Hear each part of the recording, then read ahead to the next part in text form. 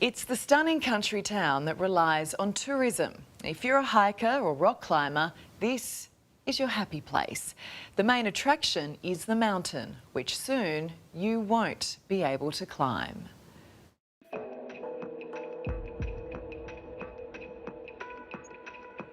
It's a mountain these climbers call home. Well, it's everything. It's changed my life. I came here when I was 18. This is our beach, this is our surf break. Mount Arapiles soars 140 metres over the tiny town of Natimuck, deep in Victoria's Wimmera, out on the Western Plains.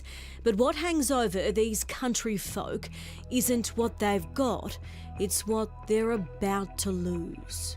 Most of the mountain is now off limits to climbers. This isn't just a ban on climbers, it's a ban on everyone. It could be the death of the town. Parks Victoria plans to restrict rock climbing to safeguard cultural heritage, and it's been met with this. This is something that will affect future generations, and we're not talking just now. When you look at the easier grade climbs, 75 to 80% of those will be closed. That's just tragic. I guess heartbroken doesn't really cut it. For the people of Natimuck, Mount Arapiles is so much more than just a rock they can climb, and they're begging to be a part of this process to protect it. They haven't consulted with any of the major representative climbing bodies in Victoria at all.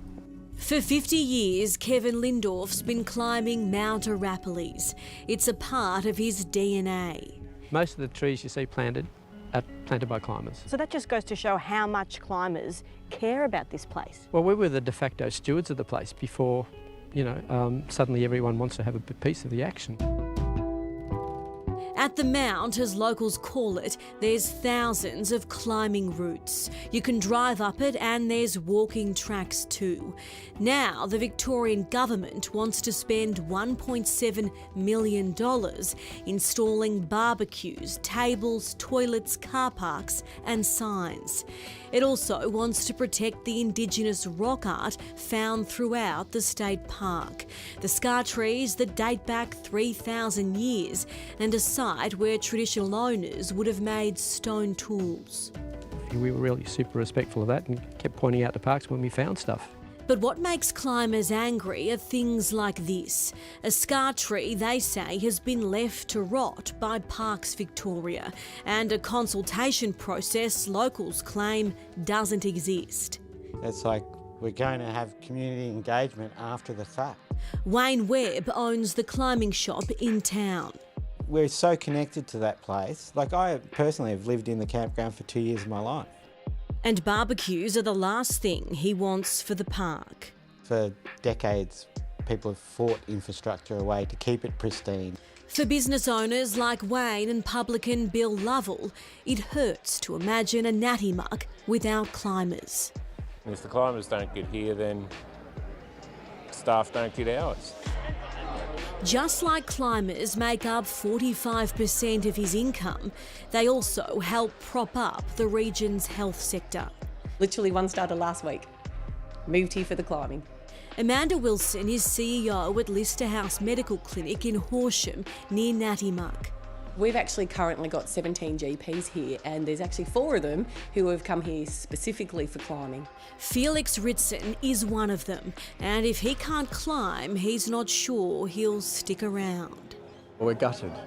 To lose 25% of our doctors, we would have impact on 30,000 patients. A lot of the climbing at Arapiles is traditional climbing, where the gear that we use to safeguard ourselves goes easily into natural cracks in the rock, and then we can extract it again without doing any damage to the rock. Climbing guide Simon Mentz has been taking students up and down these cliffs for 35 years. Arapiles is the perfect school for learning the craft of climbing. Parks Victoria's refreshed management plan wouldn't just shut out school students, but the Australian and New Zealand armies, police and firefighters, even the Dutch Special Forces, who've all used the Mount to train. There's been a lot of new areas discovered over the years for climbing, but no one's discovered a place like this. Parks Victoria has refused to speak to a current affair about climbers' concerns. Instead, advised that the Minister for Environment, Steve Dimopoulos' statement was on behalf of them too. I've instructed Parks Victoria to work with the local community and climbers on opportunities to highlight the recreational, environmental and cultural attractions.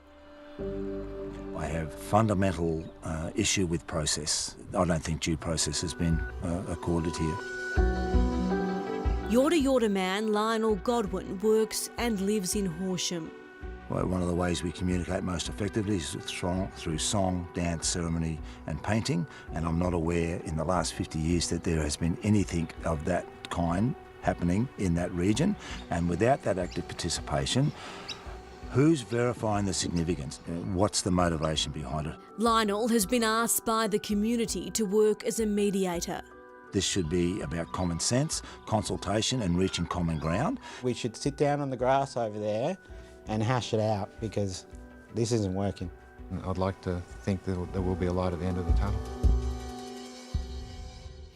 They seem like reasonable people to me, and I wonder how many of the politicians making this decision have been to the town and actually spoken to those impacted. There's a petition to take to Parliament and legal action isn't being ruled out.